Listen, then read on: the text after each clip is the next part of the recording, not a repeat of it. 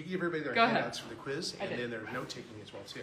Done. And the standard process. Done. All right, good. So you'll need to look for that. So anyways, guys, this is actually a class on how to choose the right supplement for everybody.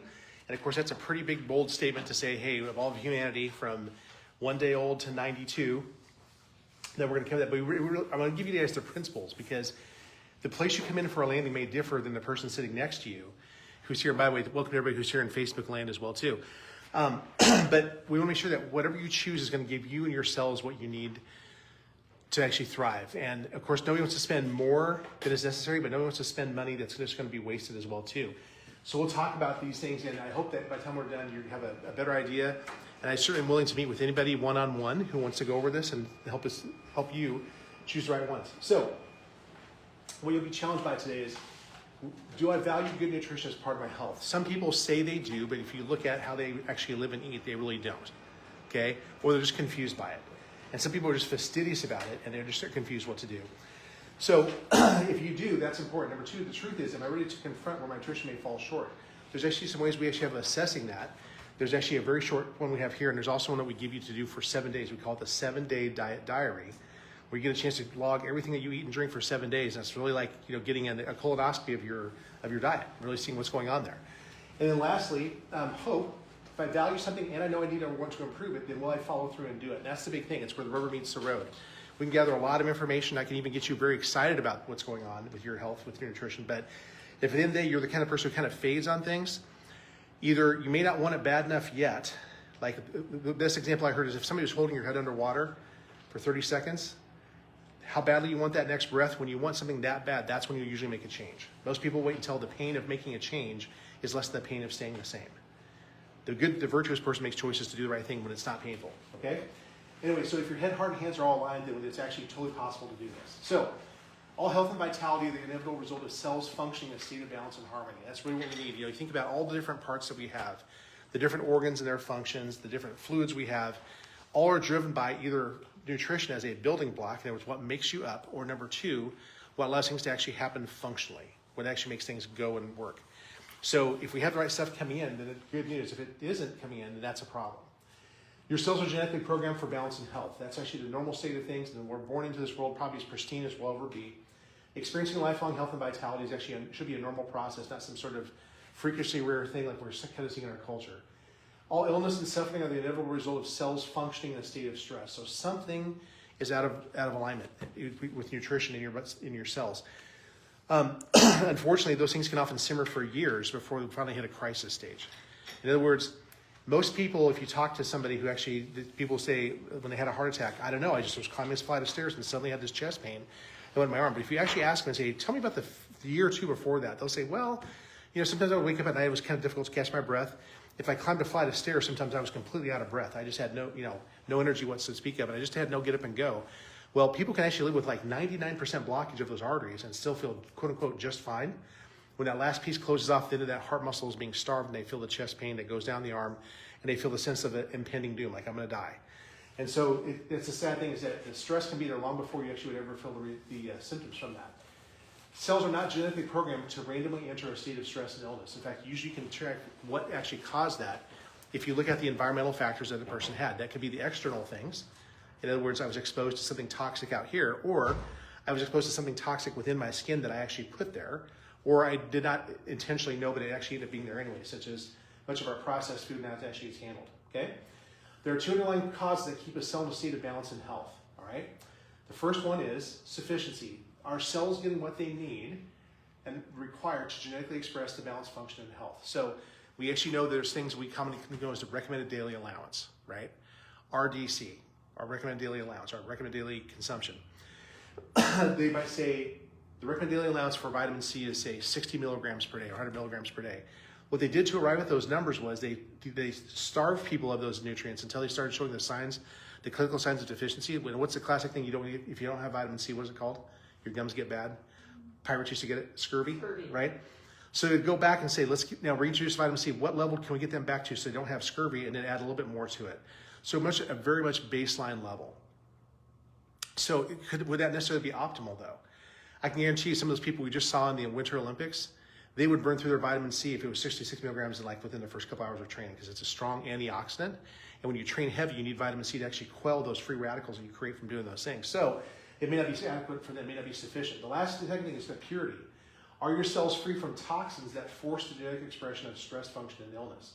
So if we actually, I always give this example in our Whole Foods class. If I had Doug said, Doug, you're gonna drink some just pristine water for an entire month. And then Lori, you can have as much Coca-Cola as you want for an entire month. And I check their state of health and vitality and then take a look at their cells.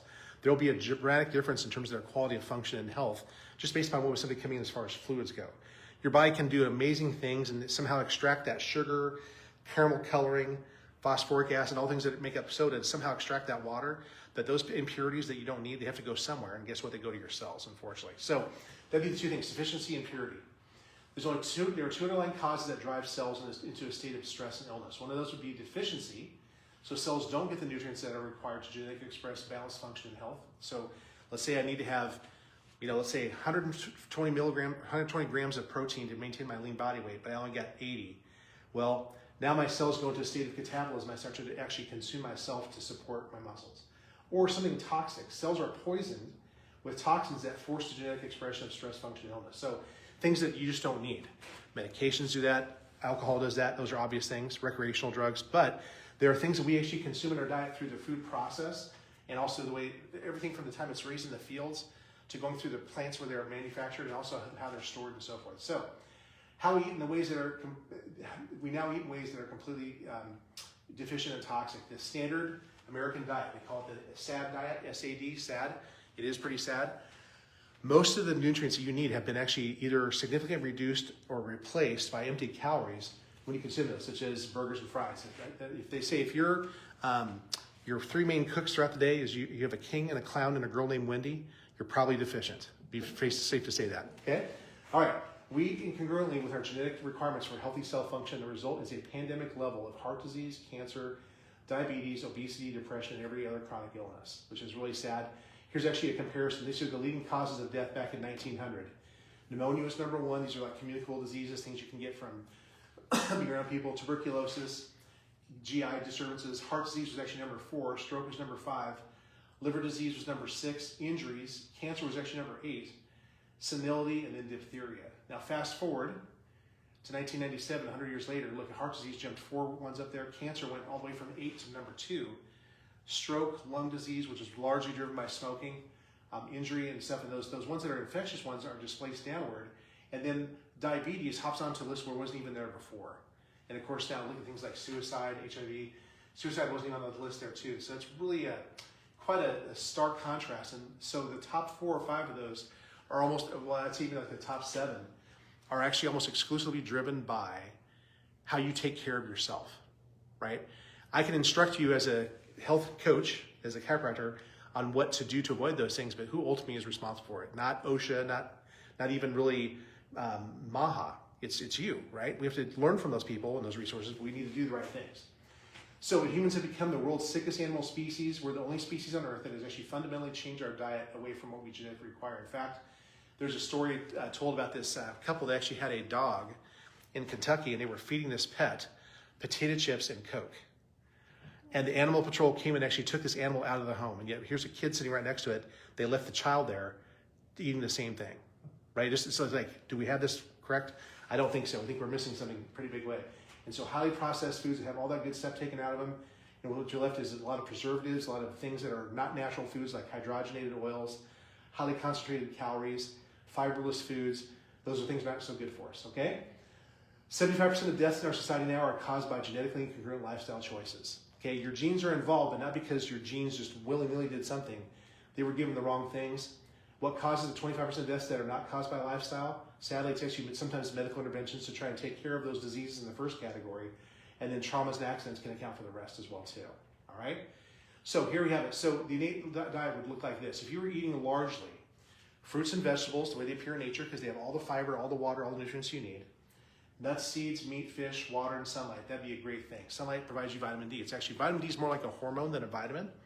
But if you lived in the ways that had all those things there, it'd be fantastic. But you also want to ensure they were free from toxins like chemicals, pesticides, herbicides, hormones, trans fats, which are actually seed oils that we extract from certain things like corn, safflower, sunflower.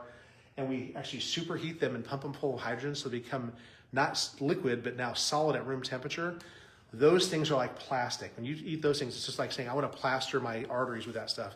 Your body doesn't really know what to do with it. It will do what it can, but they're extremely bad for you, either in terms of clogging your arteries, but also they tend to make your cell walls. And when your cell walls are made from plastic, you can't get the toxins out and the good stuff in. So your cells become very, very deficient. And so there's a way to actually see how much trans fats you've been eating. And a lot of times they'll hide it in things in the food stuff. They'll say partially hydrogenated or whatever. We can actually order that test. See me after the class. We can do that. And if you see something that concerns you on that test, then we can actually help you change it. 90 days later, see how much you've improved it. Okay. And then artificial sweeteners, certainly things that are empty calorie-wise, but not even natural foods that just happen to show up in our food that are just not good for us. Okay. So here's what we think we have definitely established through modern science. Our genes are programmed for health, not sickness. It's toxicity and deficiency that affects the genes that leads to sickness, not faulty genes.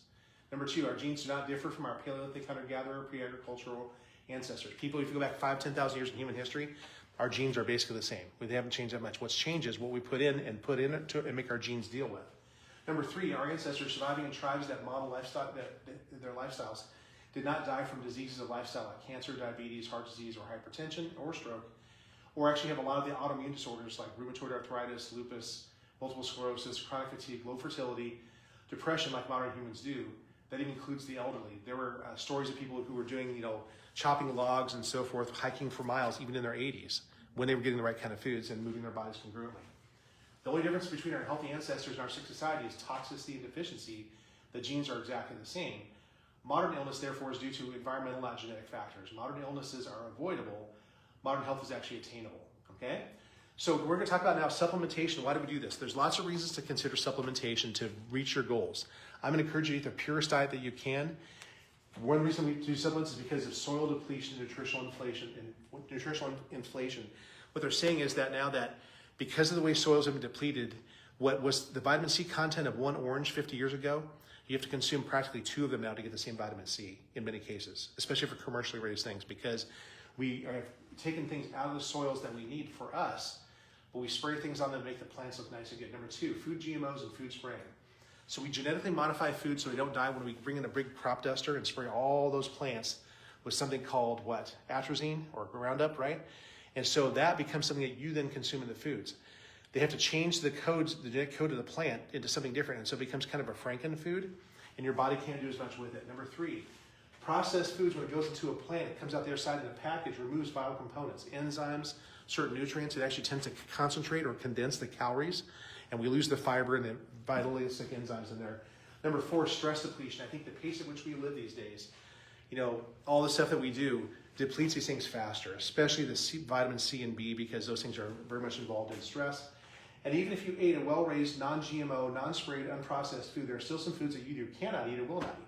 Some people have told me, Doc, I will never, ever eat whatever it is, because I was forced to eat when I was a kid, and I hate that stuff. Well, guess what? If that provides some sort of essential nutrient, you'll probably need to do something to supplement, which you will not eat, or, cannot eat. Some people, it's a texture thing, right? Supplements are not meant to take the place of healthy food. We're not saying continue to go to a king and a clown and a girl named Wendy, and by the way, take this vitamin too. We would try and change your diet first and foremost as much as we can, and then see what we left need to do. Vitamins and nutrients, if anything, should actually help bridge the gap between what you should consume, or you should consume, and what you actually do. Number 3, they should be in the form that your body can use most efficiently and effectively, and I'll talk about that. The manufacturing of many cheaper vitamins is actually in a version that you really can't use all that well. And we feel good because we're taking something to quote unquote bridge the gap, but it's not. And then lastly, they should not be taken in mega doses or only when you're not feeling well. Vitamins, if anything, are there to provide you with this supplement to what you need all the time, not waiting until you actually get sick and have some sort of crisis. They're not some sort of mega super food or something like that. So first thing you want to ask yourself is, what am I taking? A nutrient is something that your body needs at certain levels to sustain normal function, processes, and health. There's a known level of necessary consumption to avoid deficiency. So once again, we actually have those things. If you look at most things, books, they'll tell you from all the way from vitamin A, B, C, D, E, into some of the lesser known ones, and then minerals as well too. There are levels you need to have for your age group and gender that help you sustain normal bodily processes. And so those things are what you want to have in there. A nutraceutical is something where you take an extract from a plant or an animal and it's designed to simulate or suppress normal function. I'm not opposed to them, but I just find that there's no, for example, there's no RDA for acai berries or these next exotic thing they find in some other part of the world. Now, they may contain vitamin C and some really cool stuff in there, but there's no known level you need to have of those things. And what's really cool is actually that some of the things that we actually find out in foods now, that we don't even know what they are yet. They estimate that a tomato contains about 20 to 30,000 different compounds that are healthy for you. We've identified maybe 5 or 10,000 of them. So there are things found in nature. God provides them for us. We just have to make sure we actually get those things from our foods, okay? So what is it and how is it made? So first of all is the source. I'll use an example here real quick. This is kind of goes with formula on this, the formulation. So there are different forms of calcium you can buy in a store. In fact, I don't think they even sell oyster shell calcium. They used to sell it that way. What they would do in the process of getting oysters to sell in the seafoods, they would just take the shells because they contain some calcium and a lot of stuff that's not calcium and grind it up and sell it as a supplement. Well, those things were extremely toxic and full of a lot of the heavy metals you're concerned about in the ocean. Oysters are at the bottom. Anything that gets dumped into the ocean comes from our pollutions and so forth, trickles all the way down to the bottom. And so who wants to have heavy metal poisoning? And whatever calcium was in there, you could absorb it maybe at 10 or 20% at most, meaning 80% of it goes right through you into the toilet, okay? The next one would be something like calcium carbonate. Calcium carbonate is next up, it's probably absorbable about maybe like 30%. There's another form of it called calcium citrate, which actually is about maybe 40 or 50%. And you get to something like calcium lactate, which we'll be carrying in this office. It's really good for bones, immunity, things like that. That's absorbed about 60 to 70%. So my thing is, let's say you have two vitamins. One's absorbed at 10 or 20%. You can get it for $10. One's absorbed at 70%. And it's $20. I'm spending more, but I'm absorbing way more. It's just way more efficient. It's a better value, right? I get more bang for the dollar when I do that. So the formulation of it, like what is it? There's things that need to be in there that are cofactors. For example, having vitamin C around when you're taking calcium tends to make it be absorbed better. You may have heard about some things that actually block the absorption of certain things. That's really important to know. You need to have vitamin D to absorb calcium as well too. In fact, cofactors, there's two cofactors for calcium. One of them is vitamin D, so you actually absorb it. The other one is vitamin K. Vitamin K makes sure it goes to the right place. People take high doses of vitamin D without taking vitamin K with it, sometimes get calcium deposited in their arteries or in their soft tissues in their body. That's not so good. We want to make sure we take vitamin K2 and vitamin D3 for those forms there. And then the last thing is going to be the manufacturing and the coating of those things. How vitamins are manufactured. Some vitamins are literally compressed under thousands of pounds of pressure to make them fit into that little pill. And they put a coating on them that sometimes isn't so good. So they say it's actually almost a proverb that when you actually have an event, you actually have porta potties at, when those people actually have those things and they go and clean them out, they find all sorts of vitamins all throughout the bottoms of those things. They've gone through people completely undigested. So you felt good taking it because you thought you were doing something good for yourself, but instead it just passed right through, okay? So those are important things. And I'd like to see ones that are actually in capsules that you actually can twist apart. Those are easily digested, or they're not compressed into thousands of pounds of pressure. Can I absorb it? Do I have food sensitivity? So you may have heard about genetic testing now that we've actually made the human genome. Has anybody ever actually had that taken to actually see if you actually have that modification called the MTFR, that one? Okay, that one there actually, you have to have a certain form of vitamin B to be able to absorb it, vitamin B12 and some other ones, and so it's methylated. If they use the cheaper version of those vitamins, you don't absorb it. In fact, the cheaper version goes in and blocks the sites, so you can't even absorb the good one. It has a lot to do with actually how well your cells repair and how much you can use for energy and so forth. So have those testings done. Sometimes there's certain food sensitivities or allergies. Maybe it's actually, like for example, we've tried to actually get products that have no gluten in them because so many people actually are gluten sensitive. And we try to have as little dairy in them as possible too. Some people it's for religious purposes. It shouldn't have any, if they're trying to be totally vegan, no animal products, etc. And then lastly, if you have leaky gut, this could be a problem where you're actually having immune system problems because your gut has actually developed porosity to it. Things are getting through and you're not absorbing things as well too. So those are all things you can check to see if I actually have those and actually work on repairing those and supplementing around those things. Spend a little bit more, get the good forms of them that you can actually use. And then the very last thing is going to be price, okay? Price is the last consideration because again, I'm going to spend what I think is appropriate for myself to get what I need out of it. Okay, I'm not going to go, if I find two that are exactly the same, yeah, maybe price comes into it. But I won't just price is the last thing I actually look at. And so Aaron actually was really nice to put this up here. We did this little pricing thing. Just to give you an example, we actually have this one thing here called Innate Choice, which is a line that was developed to actually match your genetic needs for what your body cells need to run. It has omega-3s, which are an essential thing. It has the vitamin and mineral formulas both here. There's actually one, if there's a vitamin D drop we have, and if you want to take, there's also a probiotic. we did the math on this for you so you can actually see when you're to get the amount you need to run your body optimally. The basic formulation, $3.33 a day. The one that actually has all of them together is only $4.25. There are plenty of people out there who will spend easily $7 a day on a Starbucks mocha and think nothing of it. But I wouldn't spend $4 a day on vitamins. Which is going to do your body better, right? I know the milk would probably taste better, but it's actually a caffeinated sugary snack that actually depletes your reserves. This is a far better investment there too as well. So that's really good stuff. Even if you just simply took the omega fatty acid out there, I think it ends up being it's less than $1 a day. It's amazing stuff. We really like those formulations, and we really know that they actually make a big difference in people's lives. So it's not that much.